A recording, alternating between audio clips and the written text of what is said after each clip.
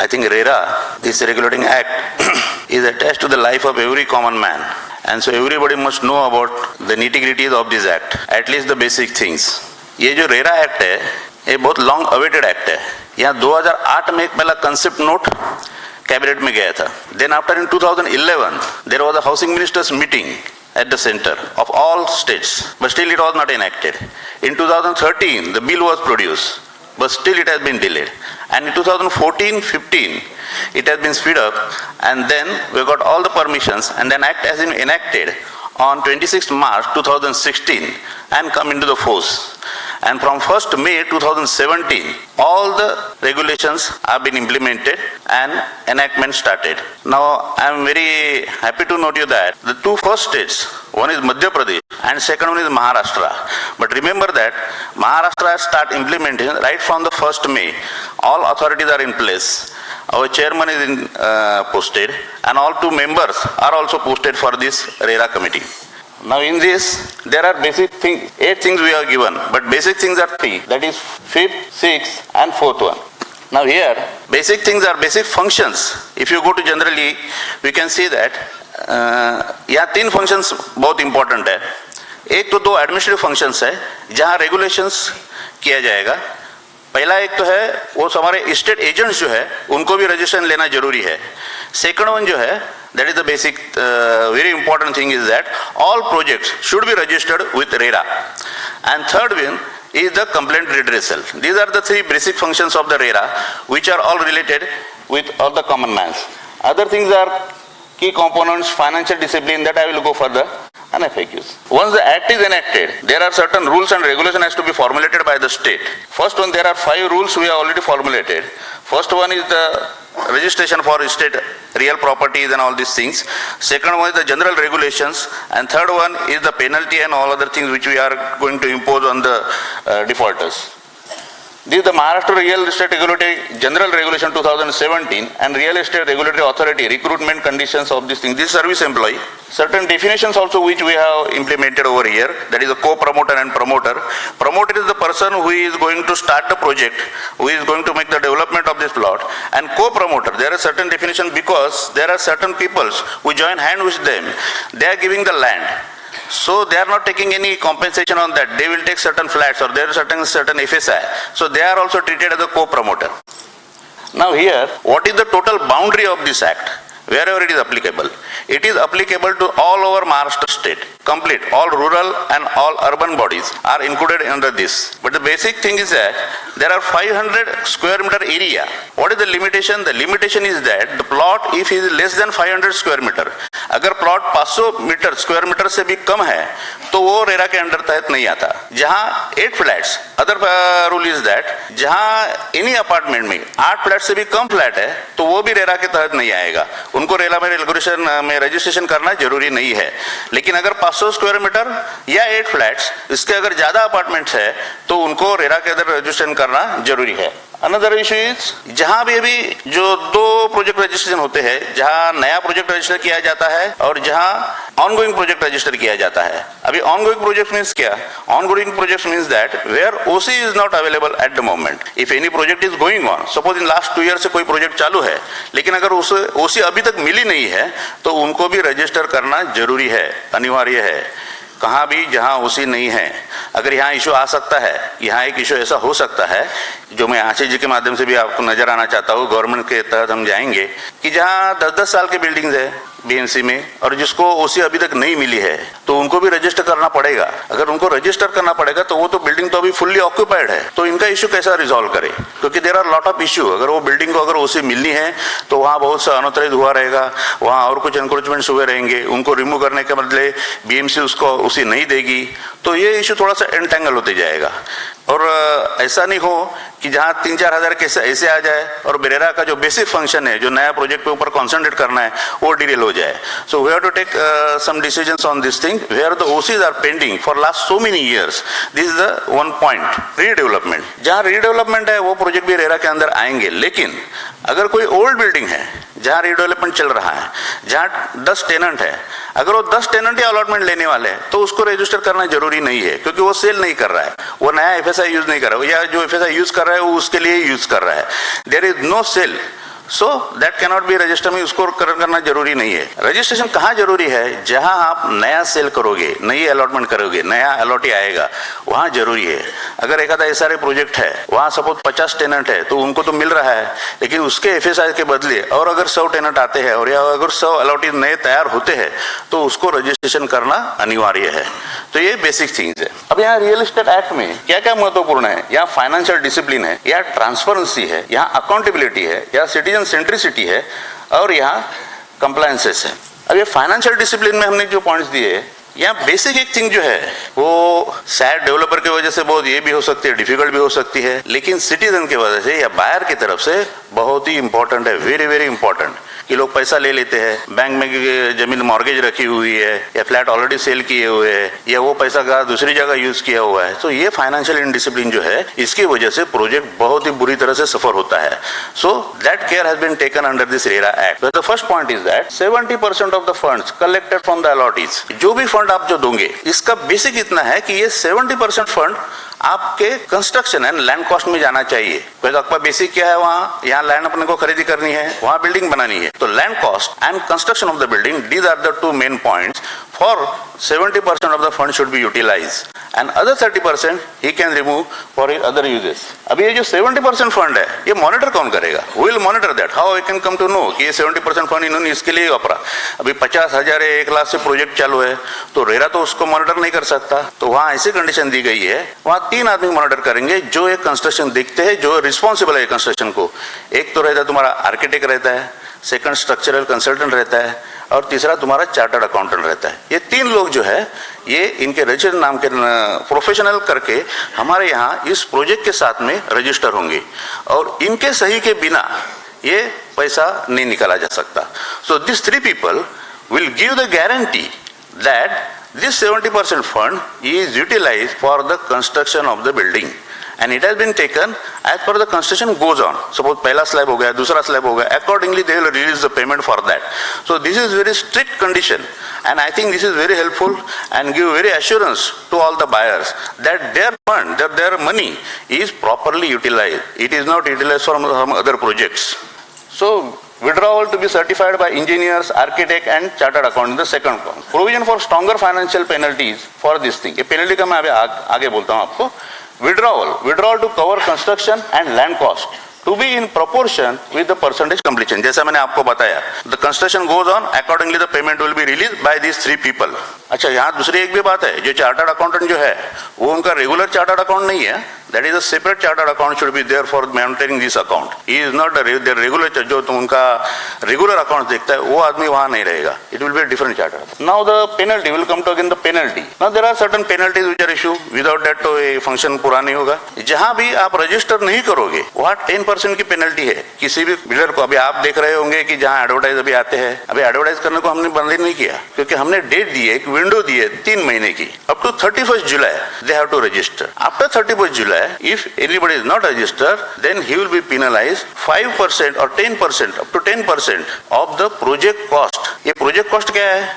तो उन्होंने एक estimated cost उनको जो देना है, जो उनको रजिस्टर करते time, they have to give a total estimated cost of their project. यानी वहाँ उनकी लैंड की कॉस्ट कितनी है, उनके प्रीमियम्स कितने हैं, उनको टीडीआर लेना है, एफआईआर बाकी कुछ लेना है, एफएसआई और कुछ एडिशनल लेना है. All this things have been calculated. Then their construction cost has been calculated. All other incomers है, उनका कुछ पेमेंट है, तो वो करके जो टोटल एस्टिमेटेड कॉस्ट होगी, तो उसके वहाँ से वो उनको 70% करके वो सेपरेट बैंक अकाउंट में रखना है. That bank account will be separate. Similarly whatever the penalty will be there, it is 10% of that estimated cost. तो जहां भी बिल्डर रजिस्टर करते हैं, अभी रजिस्ट्रेशन में बहुत टाइम जा रहा है. There are very few registration at the start because they have to study a lot. They have to give 2 things very important on the project. They have to give the time period and the estimated cost. So they have to work out a lot of things they have to work out.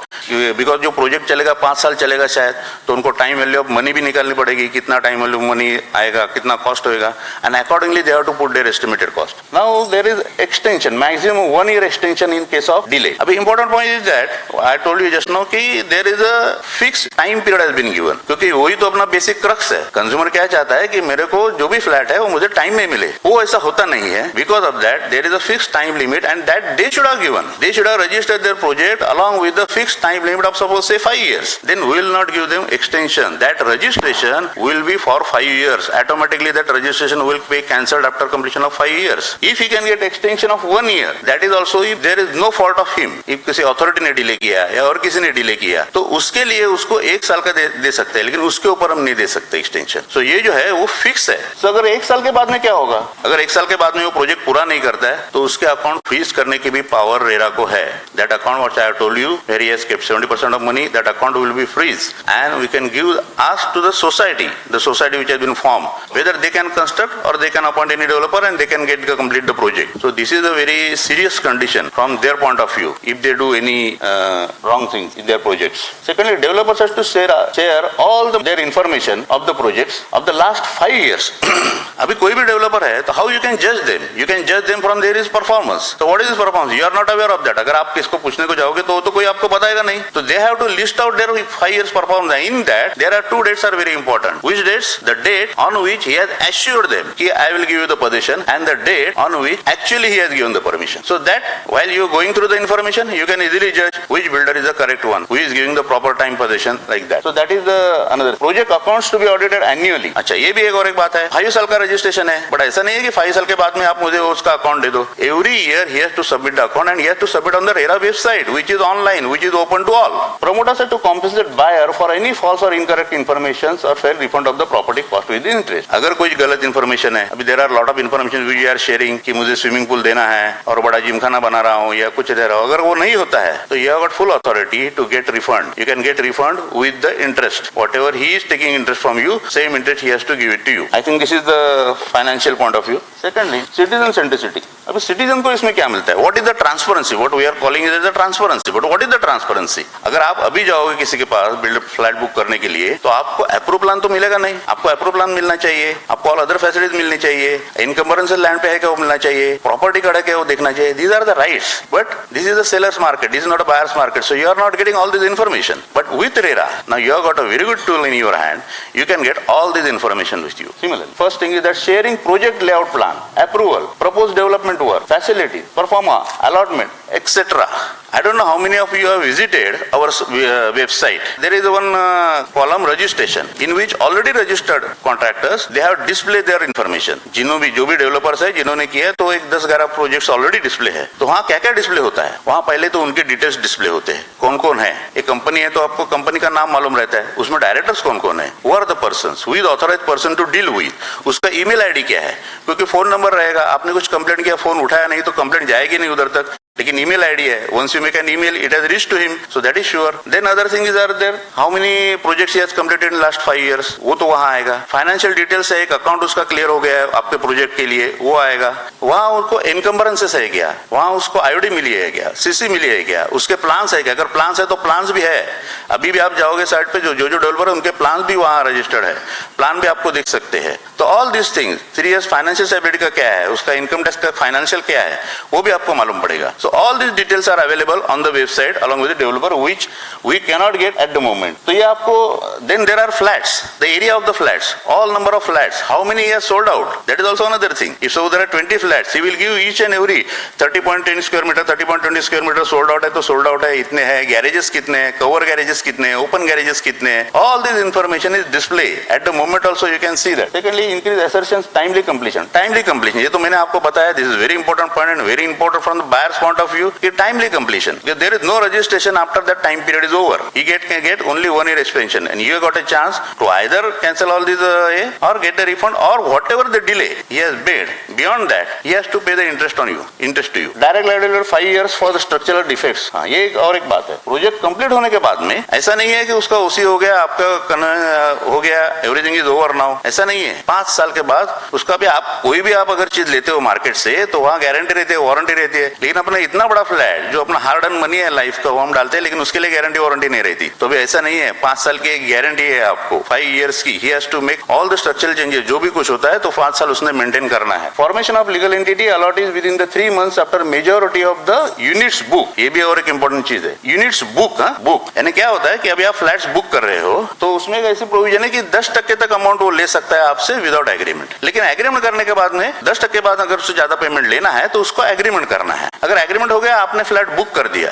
अगर ये booking जो आपने किया है अगर ये percentage 51% हो गया, more than the majority, then he has to form immediately a cooperative society. The builder has to form in the starting phase. I am not talking about the completion. It is at the starting phase. He has to form a society. Afterwards, once the OC has been taken, within 3 months ये जो convince है वो पूरा करना चाहिए। जो आजकल बहुत एक्ट होने के बाद में भी होता नहीं है, उसको क्लियर कट दिस थिंग है कि 3 महीने के बाद में अगर OC मिलता है तो वही लोगों के हाथ में उसको कन्वेंस देना है। देन उसके राइट्स तो डिमिनिश हो गए, the building will be there, and then 5 years he has to maintain that. That is very clear. So these are two very important aspects. Another aspect है consent of the 2/3 allottees for any other addition or alteration. ये भी एक बात है। जहाँ बड़े बड़े building होते हैं, 4-4 का क्लाउड्स रहता है, वहाँ ऐसा होता है कि बाद में कुछ और चेंजेस हो गए, नई बिल्डिंग खड़ी हो गई सामने, या कहाँ स्विमिंग पूल था वो निकल गया, कहाँ के ओपन स्पेस कम हो गई, या कहाँ गैरेज बांधे गए, बाद में हो जाता है। जैसा पहले आपको बताया था वैसा नहीं रहता, तो वो चीज अभी नहीं होगी। अगर कुछ भी चेंजेस करना है तो कंसेंट ऑफ 2/3 ऑफ अलॉटीज, जिन्होंने फ्लैट भाई बुक किया रहेगा, वो 2/3 ऑफ अलॉटीज है, उनकी परमिशन उसको लेनी पड़ेगी। विदाउट दैट कुछ भी नहीं कर सकते। कंसेंट मेजर चेंजेस है, माइनर चेंजेस है, आर्किटेक्ट करके अलॉटीज को इन्फॉर्म कर सकते हैं, बट बाकी भी कुछ चेंज करना है तो consent of 2/3 of allottees for any other addition alteration is required. Consent from affected allottees for major addition and alteration and sale agreement as per the model form. अच्छा, सेल एग्रीमेंट वगैरह जो है, जो आप बड़े बड़े इश्यूज रहते हैं, कुछ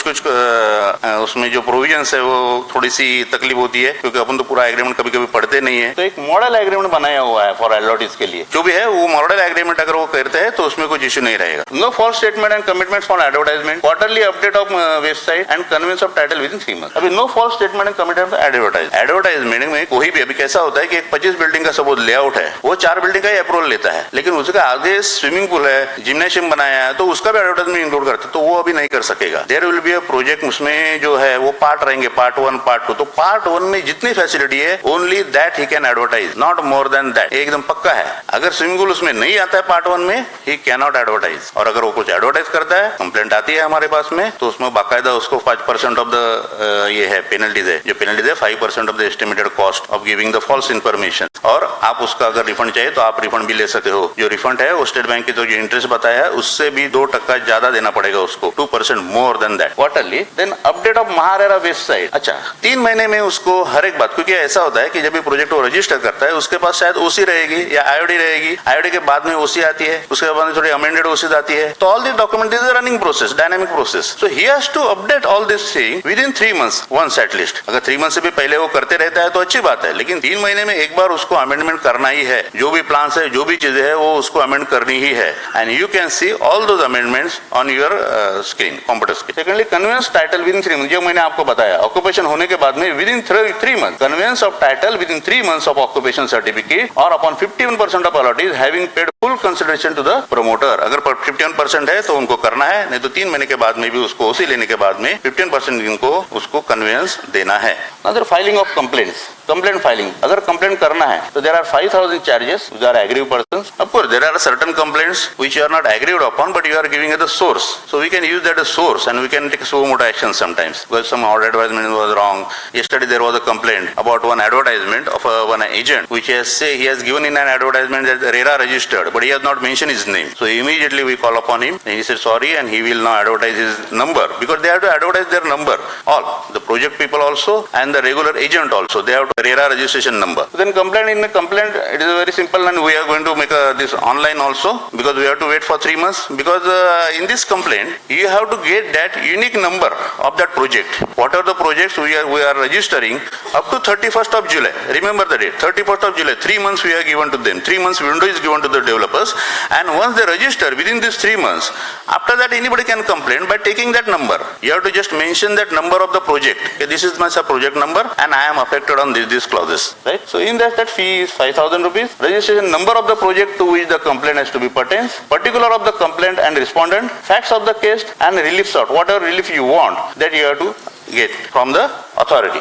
Time limit for the disposal is the 60 days which have been given. Then again, appellate authority is also going to establish. It is not established yet, but it will be established very soon because that registration is already going on 31st of July. The appellate authority cannot go into any civil courts. You can go to the consumer forum also, but that is a general forum. It will take a long time. So it is a special forum. So people will definitely approach RERA, and then after, अगर आपको बाद में appellate authority के बाद में, then only you can approach to the courts. Now these are the general FAQs. On our side, if you go, you will find all the FAQs which we have taken. Now also I will get some of the FAQs from you people also. So what we are doing, we are discussing this thing, we are taking some policy decisions, we are making this thing, and we are displaying all these FAQ on our website, which are useful. There are so many FAQs which we have displayed. If you go to our site, you can see all those FAQs. There are so many are there. I will not go to each and every one, but general from consumer perspective, most of the promoters, so all these FAQs are there. So this is the general brief outline I have given up to you about RERA, I think.